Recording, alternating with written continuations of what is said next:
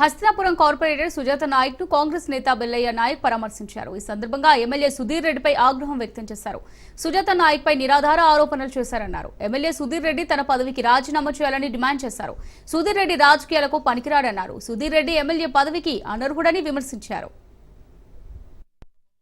మాత్రమే ఎమ్మెల్యేలు అయ్యేటటువంటి అవకాశం వస్తుంది. అటువంటి ఒక గొప్ప ఉన్నతమైనటువంటి పదవిలో ఉండి నువ్వు ప్రజా జీవితాన్ని మార్చాల్సినటువంటి నువ్వు ప్రజల పట్ల, అందులోనూ ఒక గిరిజన మహిళ పట్ల, ఒక ఆదివాసీ బిడ్డ పట్ల అవహేళనగా అవమానం చేసేటటువంటి మాటలు మాట్లాడినావు. నీకు రాజకీయ సమాధి చేయడం గ్యారంటీ. నేను చెప్తా ఉన్నాను, రాసి పెట్టుకో.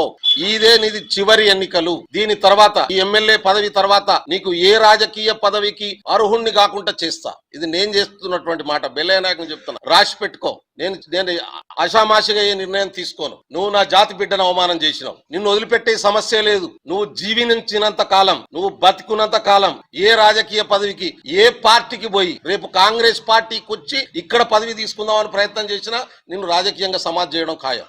ఇది రాసి పెట్టుకో. నువ్వు చాలా పెద్ద తప్పు చేసినావు. నువ్వు స్త్రీలను ఇంత పెద్ద ఎత్తున అవమానం చేయడం అనేటటువంటి నిర్ణయం ఏదైతే తీసుకున్నావో దీన్ని సహించలేం మేము. నేను దీన్ని భరించడానికి సిద్ధంగా లేను. చాలా మంది మిత్రులకు తెలుసు. నేను మళ్ళీ చెప్తా ఉన్నాను, నిజంగా నీకేమైనా నైతిక విలువలు ఉంటే నువ్వు మనిషివైతే పుట్టినటువంటి తల్లి కాళ్ళకు మొక్కి అడుగు.